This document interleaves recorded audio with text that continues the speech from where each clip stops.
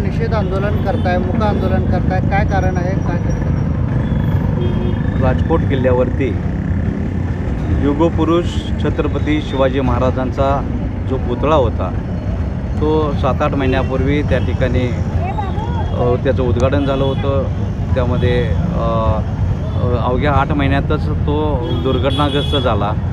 तर हे महाराष्ट्राचं नव्हे तर देशाचं आराध्य दैवत आपले युगपुरुष छत्रपती शिवाजी महाराजांचं हे प्रत्येकाचं सर्व जाती धर्माचं ते प्रतीक आहे आणि त्यामध्ये हे अशी दुर्घटना होणं हे आपल्या दृष्टीनं अनालकालीन आहे। त्यामुळं